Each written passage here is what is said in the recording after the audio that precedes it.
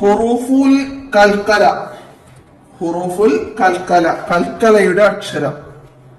കൽക്കലയുടെ അക്ഷരങ്ങളാണ് ഖാഫ്, ത്വാ, ബാ, ജീം, ദാല്.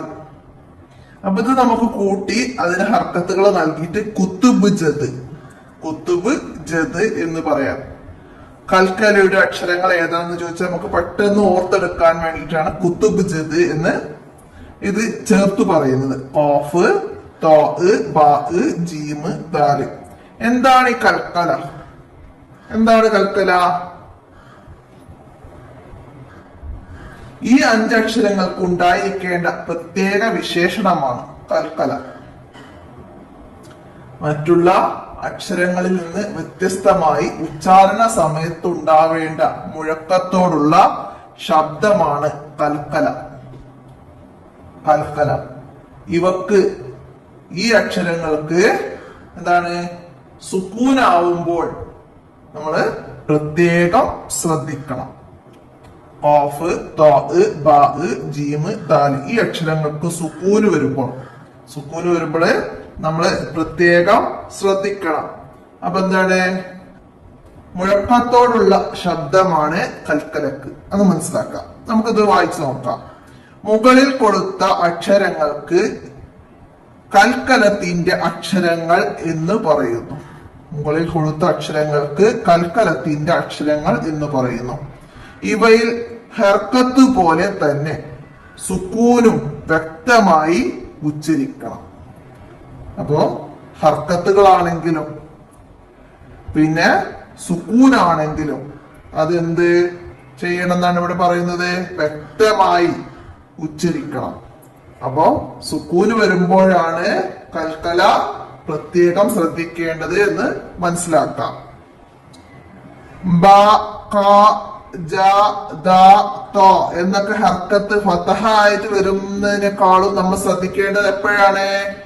അതിന് സുക്കൂനാവുമ്പോഴാണ്.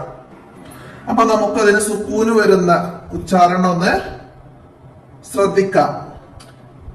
നമ്മൾ ക്ക്, ത്, ബ് എന്ന് പറയുമ്പോൾ അതിന്റെ ഉച്ചാരണം ശരിക്കും മനസ്സിലാക്കാൻ ബുദ്ധിമുട്ടാവും. അതുകൊണ്ടാണ് ഇവിടെ എല്ലാത്തിനും ആ എന്ന് ചേർത്തത്. അക്ക്, ക്ക്, ക്ക്, അത്ത്, ത്, അബ്, ബ്, ബ്, അജ്, അജ്, അത്, അത്. അപ്പൊ അത് അക്ക്, അത്ത്, അബ്, അജ്, അത്. അപ്പൊ ഇതൊക്കെ എന്താണ്, വ്യക്തമാക്കിയിട്ട് ക്ക് എന്നും ത് എന്നും ബ് എന്നും ജ് എന്നും ദ് എന്നും വ്യക്തമാക്കിയിട്ട് ഉച്ചരിക്കണം.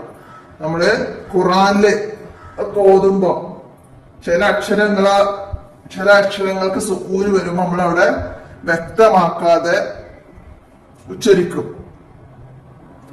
അപ്പൊ എന്താണ്, കൽക്കലയുടെ ഈ 5 അക്ഷരങ്ങൾക്ക് നമ്മൾ വ്യക്തമാക്കി ഉച്ചരിക്കണം. അത് ശ്രദ്ധിക്കണം. ഖാഫ്, ത്വാ, ജീം എന്നീ അക്ഷരങ്ങൾക്ക് സുക്കൂന് വരുന്ന 2 പദങ്ങൾ വീതം പാഠഭാഗത്ത് നിന്ന് കണ്ടുപിടിക്കാം, എന്നിട്ട് എഴുതി പരിശീലിക്കാം. അപ്പോ നമുക്കിവിടെ എഴുതി പരിശീലിക്കാനാണ്. നമുക്ക് കൽക്കലയുടെ അക്ഷരങ്ങൾ വരുന്നത് ഉച്ചാരണം പറഞ്ഞാണ് നമ്മൾ ശീലിക്കേണ്ടത്. ഖുർആൻ പാരായണത്തിലാണ് നമുക്ക് തജ്വീദ് മനസ്സിലാക്കേണ്ടത്. അപ്പൊ എഴുതുന്നതിന്റെ കൂടെ നിങ്ങൾ എന്ത് ചെയ്യണം? അതിന്റെ മുഴക്കത്തോടുള്ള ഉച്ചാരണം ശ്രദ്ധിച്ച് പാരായണം പഠിക്കുക. അപ്പൊ നമുക്ക് ആദ്യം ഖാഫ് വരുന്നത് നോക്കാം. നംല് സൂറത്തില് 27-ാമത്തെ ആയത്തില് വരുന്നുണ്ട്.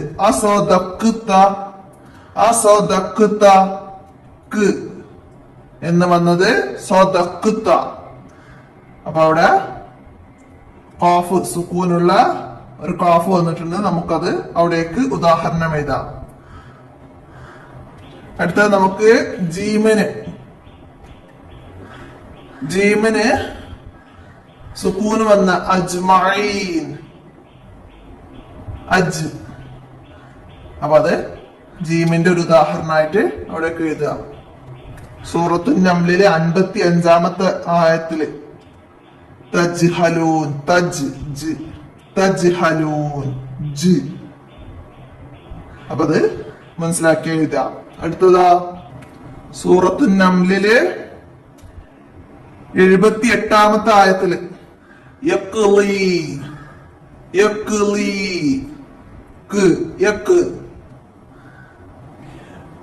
സുക്കൂനുള്ള ഖാഫ് എന്നതിന് മറ്റൊരു ഉദാഹരണം കൂടി. അപ്പം നമ്മള് 2 ഖാഫും 2 ജീമും കണ്ട്. ഇനി തോ ആണ് നമ്മൾ കണ്ടെത്തേണ്ടത്.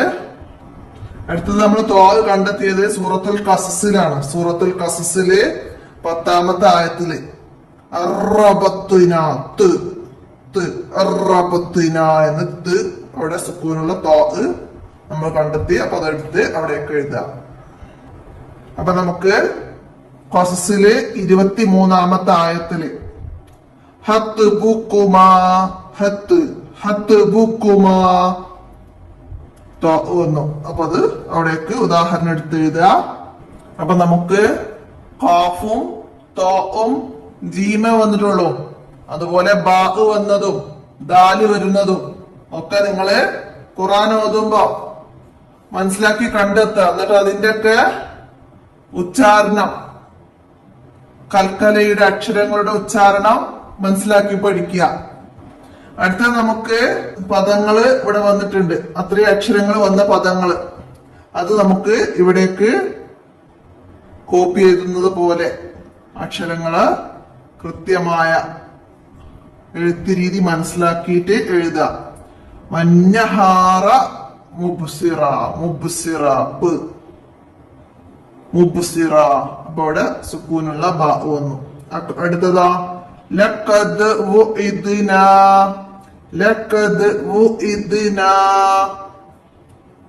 മനസ്സിലാക്ക. ഇവിടെ മറ്റൊരു വന്നിട്ടുണ്ട്, മനസ്സിലാക്ക. ലഖദ് വുഇദ്നാ എന്നത് മുഴക്കത്തോടെ വരുന്ന അക്ഷരാണ്. അടുത്തതോ ആഖിബത്തുൽ മുജ്രിമീൻ, അപ്പൊ അതൊക്കെ വൃത്തിയിൽ ഇവിടെയൊക്കെ എഴുതുക, മനസ്സിലാക്കുക. അടുത്തതോ യഖ്ലി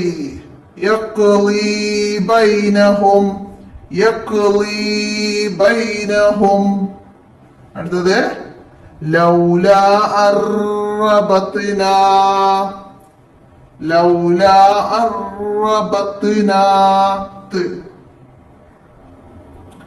മനസ്സിലാക്കിയിട്ട് എഴുതുക അവിടേക്ക്. അടുത്തത് എന്താണ്? ഖുർആനിൽ നിന്ന് കണ്ടെത്താനാണ്. അപ്പൊ ഇവിടെ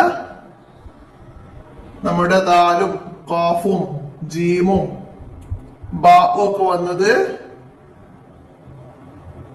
പദങ്ങൾ ഇവിടെ വന്നതാണ്. ഖുർആനില് നിങ്ങളെ പാഠഭാഗത്തിലുള്ള പദങ്ങളാണിത്. അപ്പൊ അത് നിങ്ങള് കണ്ടെത്താനാണ്. ഖുർആനിൽ നോക്കിയിട്ട് ഈ പദങ്ങളൊക്കെ എവിടെയാണെന്ന് കണ്ടെത്തുക. അടുത്തത് നമുക്ക് ശീലിക്കാം ഖുർആനിൽ നിന്നുള്ള ഒരു ദുആ ആണ്. റബ്ബനക്ഷിഫ് അന്നൽ അദാബ ഇന്നാ മുഅ്മിനൂൻ. എന്താണ്? ഞങ്ങളുടെ രക്ഷിതാവേ, ഞങ്ങൾക്ക് ശിക്ഷ ഒഴിവാക്കി തരണമേ, തീർച്ചയായും ഞങ്ങൾ വിശ്വസിച്ചു കൊള്ളാം. ഞങ്ങളുടെ മേലുള്ള ശിക്ഷ ഒഴിവാക്കി തരണമേ, തീർച്ചയായും ഞങ്ങൾ വിശ്വസിച്ചു കൊള്ളാമെന്നാണ്. അപ്പൊ ദുആ മനസ്സിലാക്കി മനഃപ്പാഠമാക്കുക, എന്നിട്ട് ജീവിതത്തിൽ ശീലമാക്കാനാണ്. അപ്പൊ അത് പഠിക്കുക. ഇനി ഇവിടെ മാസാന്ത മൂല്യം, അപ്പൊ അതൊക്കെ നിങ്ങൾ ഇതിലെ വർക്കുകളൊക്കെ ചെയ്യുന്നതനുസരിച്ച് ഉസ്താദ് നൽകുന്നതാണ്. അപ്പൊ അതൊക്കെ മനസ്സിലാക്കുക. അപ്പൊ ഇത്രയാണ് നിങ്ങൾക്ക് കൽക്കലയെ കുറിച്ചിട്ട് മനസ്സിലാക്കി തരുന്നത്. അപ്പൊ അതിന്റെ ഉച്ചാരണം നന്നായി മനസ്സിലാക്കി പഠിക്കുക.